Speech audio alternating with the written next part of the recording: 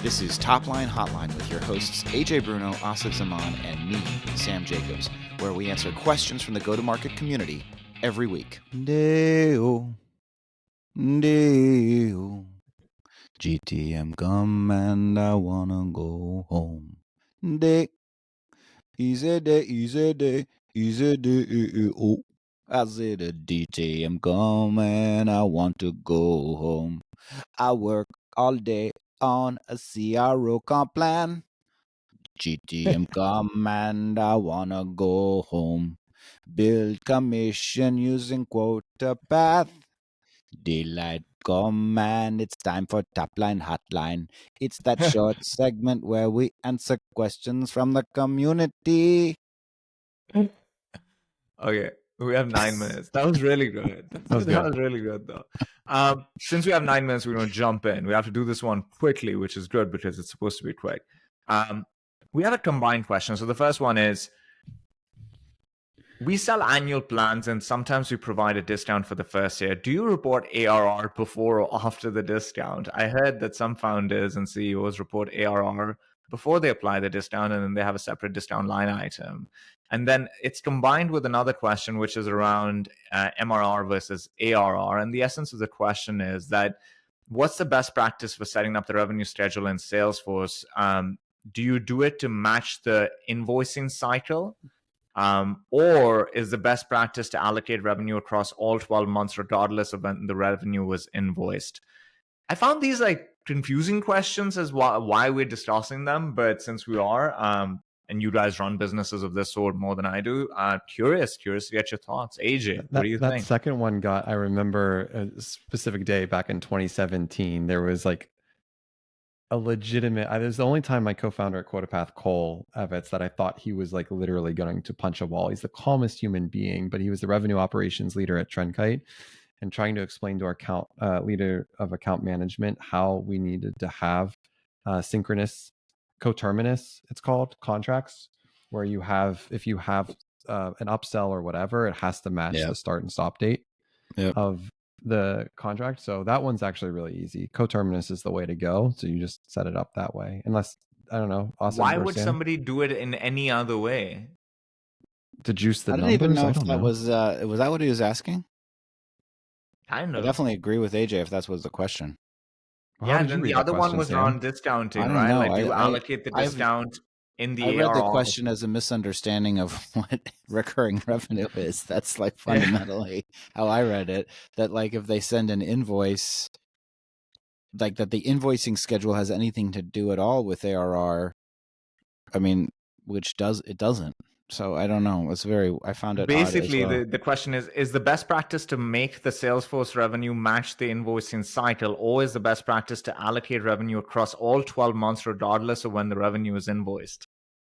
It matters when you're delivering the service. If it's a true SaaS solution ARR. That's delivering value over 12 months, then you recognize it over 12 months. It's like sort of insane. No, I think you're right, Sam. That is the question. I just thought that was just right. I'm not hating on the question, I guess. I shouldn't hate on the question. It was like, that's I sell a $5,000 deal for an implementation fee. Should I recognize that over 12 months? Like, no, you didn't sell recurring ARR. You sold services revenue that should be recognized when you deliver the implementation.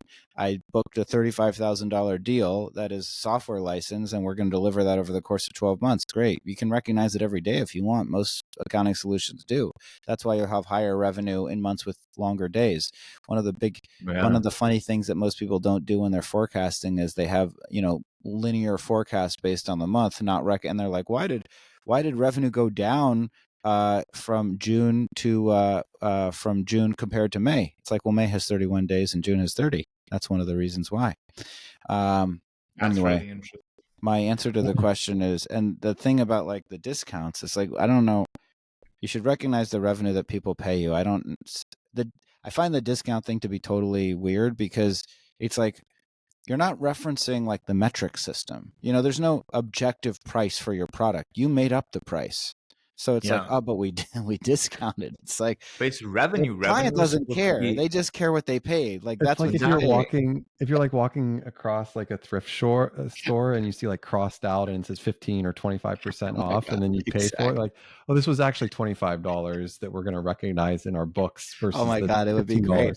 It's like they bought like selling a used car. We actually did 100 million, and I sold all these Yeah. Mercedes that it's like.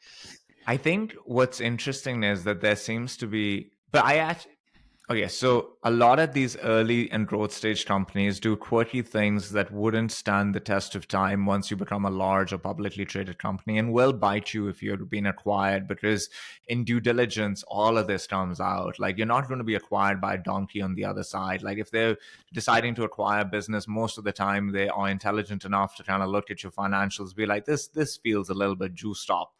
And one of them is also cost of goods sold. Like, we allocate in the private markets things into cost of goods, things into R&D costs that are cost of goods sold. AWS is cost of goods sold. It's not R&D. ChatGPT, if it's part of your product, is a cost of goods sold. It's not R&D.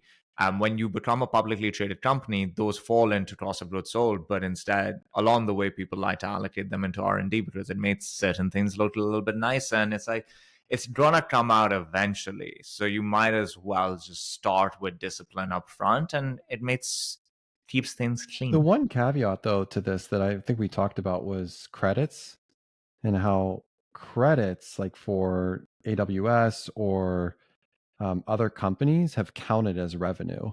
Like, you give $50,000 of credits to a company and they're not paying anything for the servers or whatever, but it counts as revenue. That is true.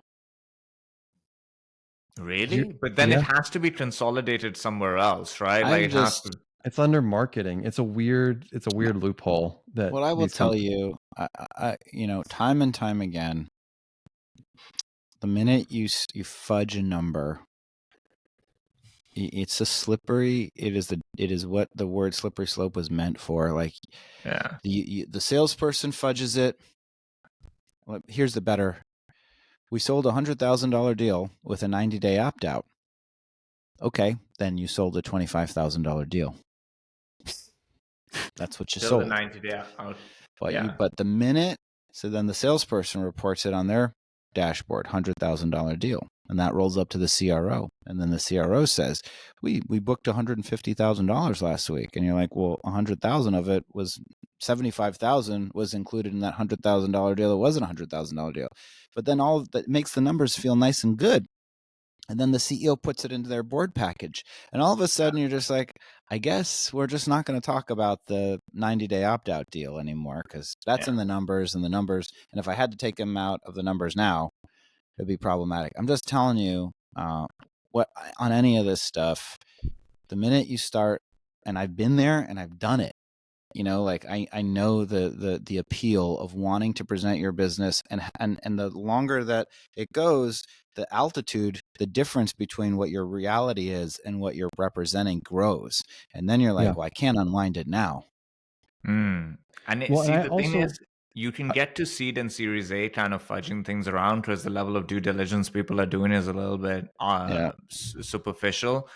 And Series B rounds are not being given out with a smell test anymore. Like, they actually are going to look at things, and anything after Series B is proper due diligence. It's real money, and it's not these moonshot bets. And so there's due diligence done. It will come out. It will hurt you. It'll define your reputation, and that's not a good thing. So do it properly. Do it from the start. And I mean, we talked about this in the last episode, but if you're doing that, then you're carrying that baggage, you're carrying that weight, and that's what you're thinking about. You're thinking about, how can I like game this or fix these numbers? You're not thinking about what's the best new revenue channel for my business, where we can get product market fit. Yeah, you're setting yourself back. Yeah, I don't know. It means you're a sociopath. It means you're human. And is that what Austin said? He's sociopath. I said, like, sociopath is the one that doesn't worry about it, right? Like, they just do the sketchy thing. You should definitely worry about it, and of course, sleeping well at night. Telltale heart. Smooth sailing. It's a telltale heart. Thanks for listening, everybody. This was a fantastic episode. You're hopefully listening to us on Thursday. Tune in for another episode on Sunday, and we hope you're having a great August. Talk to you soon. See you, everyone.